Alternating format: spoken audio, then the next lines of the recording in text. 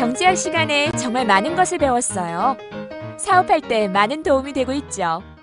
맞아요. 전 경제학과를 선택한 게 정말 잘한 것 같다는 생각이 들어요. 수업 전에 교수님 메일을 확인해야겠죠? 어디 보자.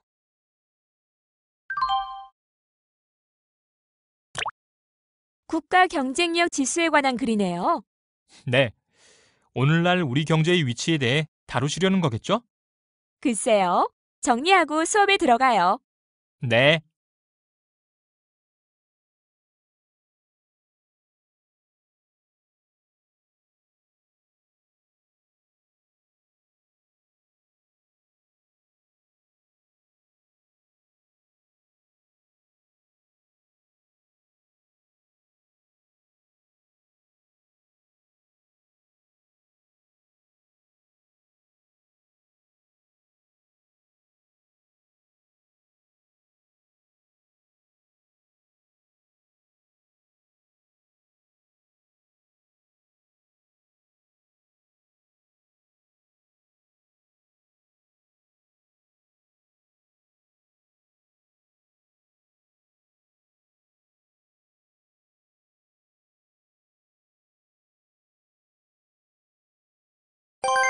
안녕하십니까.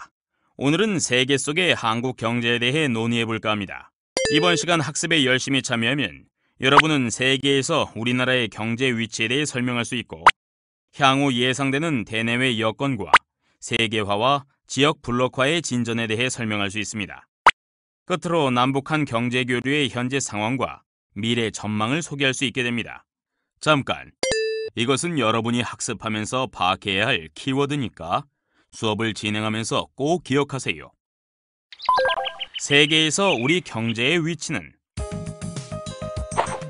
개인이 한 국가에서 사업을 영위하는 데 따르는 어려움의 정도를 나타내는 지수로 네모 지수가 있다. 학습을 통해 정답이 무엇일지 맞춰보세요. 이제 종강도 얼마 안 남았네요. 오늘 수업부터 2시간에 걸쳐 한국 경제에 대해 알아보도록 하겠습니다. 자, 수업을 시작하죠. 우리나라는 현재 선진국에 들어서는 문턱의 중요한 시점에 있는데요. 세계은행이 2008년 발표한 자료에 따르면 2006년 우리나라의 명목 국민총소득 기준에 의한 경제 규모는 세계 제12위입니다. 1인당 GNI는 17,690달러로 세계 제51위이며 세계은행 분류 기준에 따르면 우리나라는 고소득 국가군으로 분류됩니다. 한편 수출과 수입을 포함한 총 교역 규모는 2007년 기준으로 7,283억 달러로서 수출의 경우 3,715억 달러로 세계 총 수출액의 2.7%를 차지하며 세계 제11위, 수입의 경우 3,568억 달러로 세계 총 수입액의 2.5%를 차지하며 세계 제13위입니다. 스위스 국제경영개발원은 각 국가의 경쟁력을 경제 성과, 정부, 기업, 사회 간접 자본의 4개 부문으로 분류하여 분석해 국가별 순위를 매기고 있습니다. 2008년 5월에 발표한 국가 경쟁력 분석에 의하면 우리나라는 조사 대상 55개국 중 31위인 것으로 나타났습니다. 일본이나 대만, 싱가포르보다 낮은 수준이네요. 그렇습니다. 부문별 경쟁력 순위를 보면 광대역 통신 이용자 수, 연구 개발 인력 1인당 특허권 획득 수, 근로시간, 고등교육 수학률, 수출액 등에서는 상위 수준이지만 노동시장 규제, 교사 1인당 초등학생 수, 대도시 생계비 지수, 문화적 개방성, GDP 대비 외국인 직접 투자 유입 비중 등에서는 하위 수준입니다. 또한 스위스에 있는 세계 경제 포럼이 전 세계 131개국을 상대로 2007년에 조사한 국가 경쟁력 평가 자료에 의하면 우리나라는 순위는 11위로 대만, 중국보다는 높으나 싱가포르, 일본보다는 낮은 실정입니다. 한편 개인이 한 국가에서 사업을 영위하는 데 따르는 어려움의 정도를 나타내는 경제 자유도 지수가 있습니다. 이 지수는 경제활동을 저해하는 장애 요인이 적을수록 사람들의 경제활동 참여가 증가하고 소득이 늘어나 국가의 부가 증가하므로 국부 창출과 긴밀한 관계가 있습니다. 2008년 경제자유도 지수 보고서에 의하면 우리나라의 경제자유도는 157개국 중 41위를 차지하여 세 번째 그룹인 경제활동이 비교적 자유로운 국가군에 속하는 것으로 분류되고 있습니다. 교수님, 경제 자유도와 국가 경쟁력과는 밀접한 관계가 있나요? 왠지 연결되어 있는 것 같아서요. 그렇습니다. 이 둘은 불가분의 관계라고 할 수 있죠. 따라서 국제화 속에서 수출 의존적인 우리나라 경제가 더욱 발전하기 위해서는 국제무역의 규모에 걸맞은 경제 자유도를 지속적으로 높여나가야 할 것입니다. 이러한 국가 경쟁력과 경제 자유도 지수, 그리고 그에 근거한 국가 순위는 산정 방법 등에서 여러 가지 문제점이 있어 절대적인 평가 결과로 받아들이기는 어렵지만 세계 경제에서 우리나라의 위치를 대강이나마 알아보기 위한 자료로 사용할 수 있습니다. 또 이러한 분석 결과는 국가 신인도나 국가 이미지도에도 상당한 영향을 미칠 수 있으므로 적극적인 개선 노력을 기울여야 할 것입니다. 자, 그럼 다음 빈칸에 들어갈 말이 무엇인지 아시겠어요? 네, 경제 자유도가 들어가야 합니다. 개인이 한 국가에서 사업을 영위하는 데 따르는 어려움의 정도를 나타내는 지수로 경제 자유도 지수가 있습니다. 세계화는 피할 수 없는 대세. 네모란 나라와 나라 사이의 무역 장벽을 완화하거나 철폐하여 무역 자유화를 실현하기 위한 양국 간 또는 지역 사이의 협정이다. 학습을 통해 정답이 무엇일지 맞춰 보세요. 우리 경제의 앞으로의 발전 방향을 모색하기 위해서는 우리 경제의 현재 위치는 물론 향후 예상되는 대내외 경제 여건을 살펴보아야 합니다. 이에 대한 자신의 생각을 말해보시겠어요? 향후 우리나라는 출산율의 하락과 평균 수명의 연장으로 인구 구조가 급속하게 고령화될 것으로 전망되므로 이에 대한 대처가 필요합니다. 제가 보기엔 국민들의 이해 갈등과 욕구 분출이 많아지고 있어요. 네, 맞습니다. 이러한 삶의 질에 대한 높은 관심이 국민 경제의 성장 지속 필요성, 세계 경제 발전 방향과 조화를 이루도록 노력을 기울여야 하겠죠.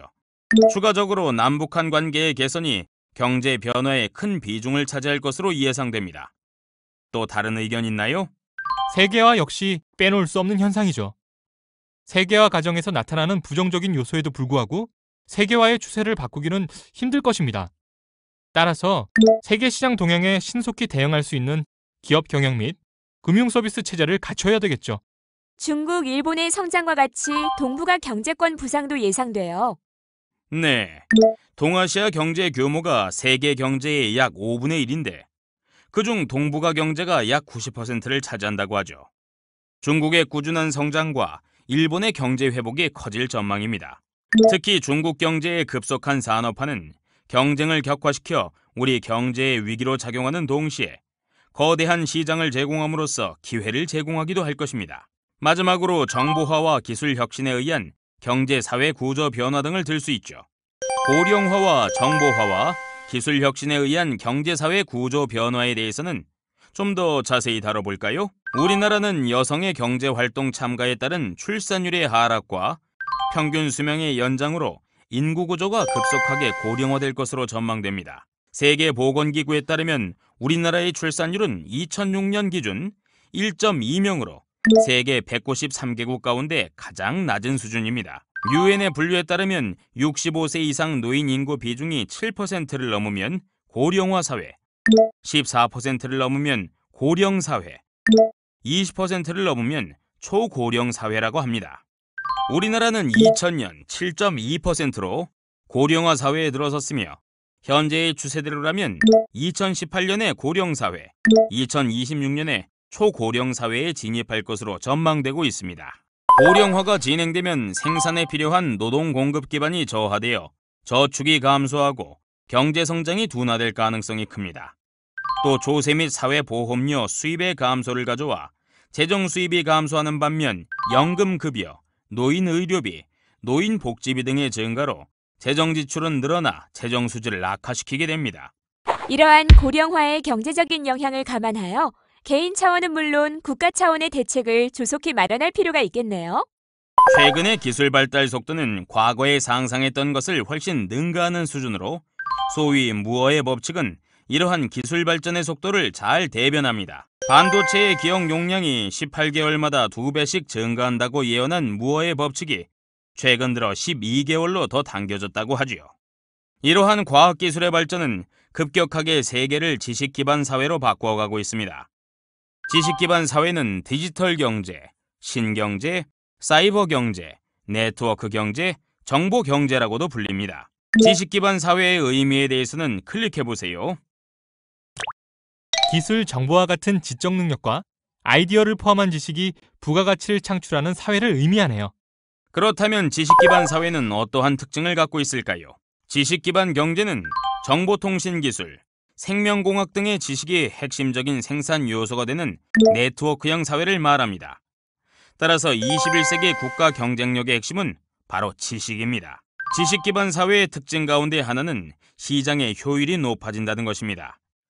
인터넷을 통해 기업과 기업 간, 기업과 소비자 간 전자상거래가 가능하게 되어 상품이나 중간 제품의 가격 등 풍부한 정보를 값싸게 얻을 수 있을 뿐 아니라 거래 비용도 거의 없는 사회가 되고 있습니다. 이는 나라 경제 전체로 보면 낮은 인플레이션을 유지할 수 있게 해주고 또한 기업 간의 경쟁력을 높여 자원을 보다 효율적으로 활용할 수 있게 해줍니다.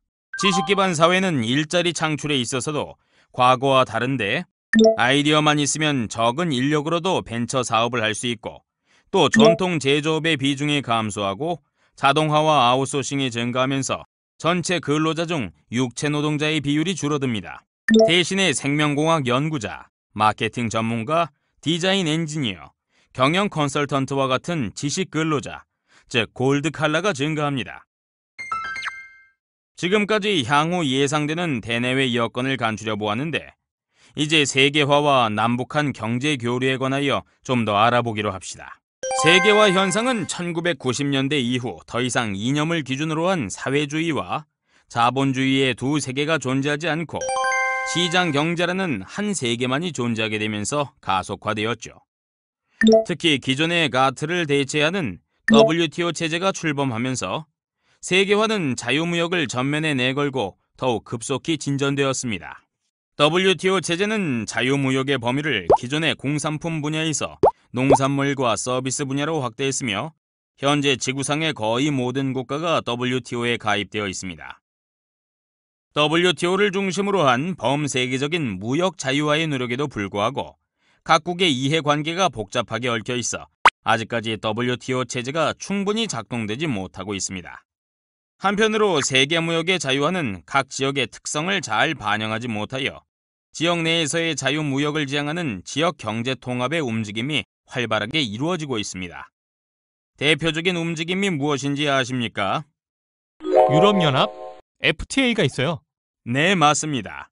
이외 북미 자유무역협정, 남미 공동시장 등을 비롯하여 2008년 9월 현재 WTO에 통보되고 발효 중인 지역무역협정은 223개에 달하며 이 중 자유무역협정이 128개로 가장 큰 비중을 차지하고 있습니다. 그런데 교수님, 세계화 시대에 이러한 지역주의가 공존하는 이유가 뭔가요? 두 가지 상반된 의견이 있는데 그 하나는 지역주의를 세계화 시대로 가기 위한 한 과정으로 보는 견해입니다. 이에 따르면 자유무역협정의 체결은 다자 간 협상의 어려움을 덜기 위하여 가입국이 제한되어 쉬운 지역협정부터 해나가는 것으로 봅니다. 또 다른 견해는 지역 경제 블록화를 세계화 현상에 대한 방어수단으로 이해합니다. 무역 경쟁이 치열해지고 국제 금융체제가 불안정해질 가능성이 커짐에 따라 지역적 차원에서 협력 기반을 구축하기 위한 지역주의가 확대되고 있다는 것입니다. 세계화의 진전과 무역 규모가 커지고 자본 이동이 자유로워짐에 따라 우리나라 경제는 어떠한 영향을 받을까요?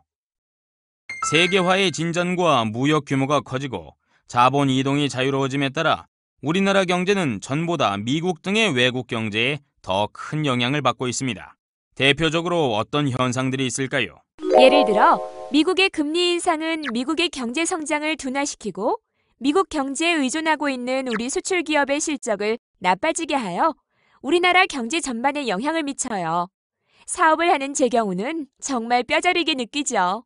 네, 맞습니다. 또한 미국 증권시장, 특히 기술주가 소속된 나스닥 시장이 침체되면 국내 주가도 떨어지고 나아가 자산 가치의 하락으로 소비가 둔화될 가능성이 있습니다. 우리나라의 최대 수출국인 중국의 경제 동향 역시 우리나라 수출기업 영업에 직접적으로 영향을 미치고 결국 우리나라 경기에 영향을 미치게 됩니다. 이처럼 오늘날 나라 경제 상호 간 연관성이 커짐에 따라 국가 간의 정책 협조가 더욱 요구되고 있습니다. 예를 들어 국가 간의 무역 수지 불균형이 장기간 지속되는 경우 환율을 조정할 필요가 있는데 국가 간의 협조를 통해 외환 시장에 개입하면 더욱 효과적일 수 있죠. 또한 세계화 시대에는 항상 상대방이 있다는 것을 알고 수입과 수출이 병행되어야 합니다. 자, 그럼 다음 빈칸에 들어갈 말이 무엇인지 아시겠어요? 네, 자유무역 협정이 들어가야 해요. 자유무역 협정이란 나라와 나라 사이의 무역 장벽을 완화하거나 철폐하여 무역 자유화를 실현하기 위한 양국 간 또는 지역 사이의 협정이에요. 이번에는 남북한 경제 교류의 현재와 미래에 대해 알아보겠습니다. 북한의 경제 체제는 사회주의 소유 제도에 기초하여 나라가 모든 재화의 생산 규모를 계획하고 각 공장의 목표 생산량을 할당하고 각 생산 단위의 경영 활동을 통제하는 중앙 집권적 계획 경제입니다.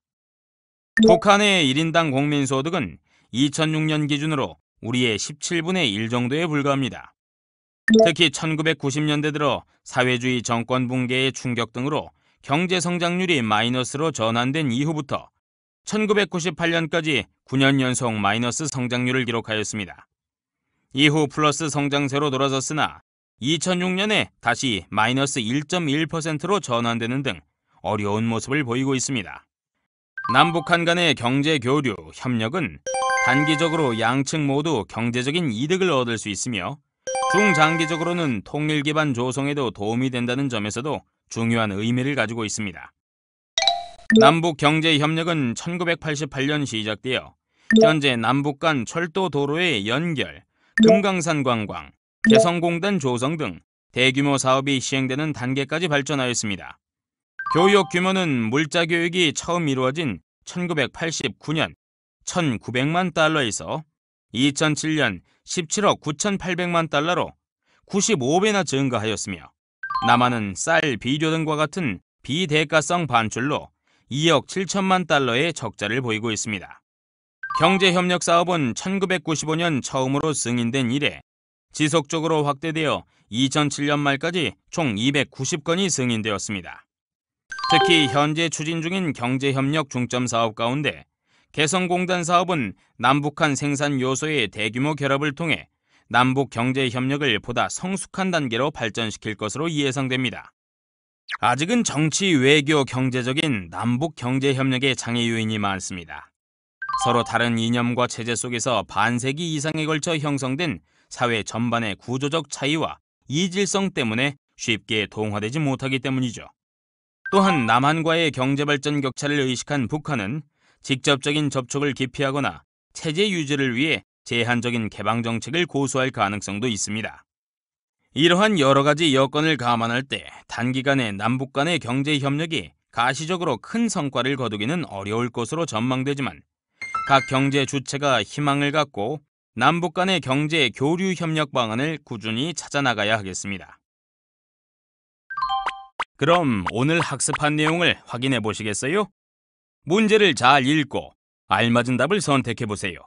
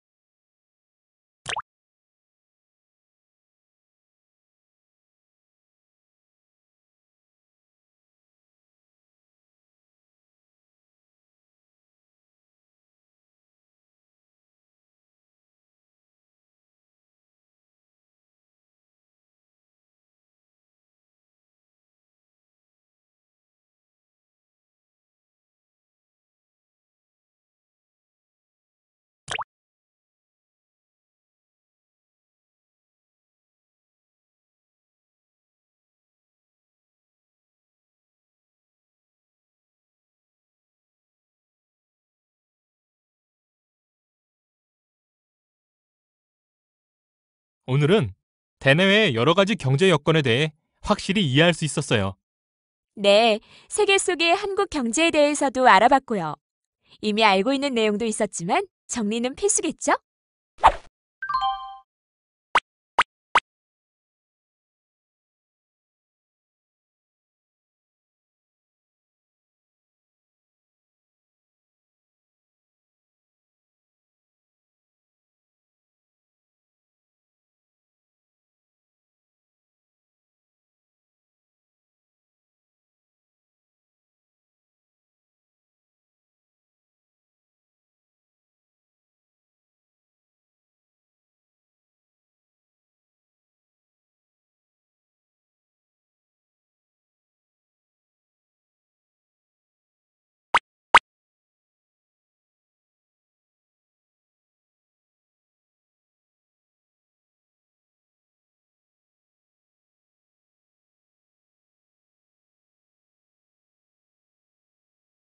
오늘은 세계 속의 한국 경제에 대해 확실히 이해하셨죠? 다음 시간에는 경제학 수업의 마지막 시간으로 한국 경제의 미래에 대해 알아보겠습니다. 다음 시간에 다시 만나요.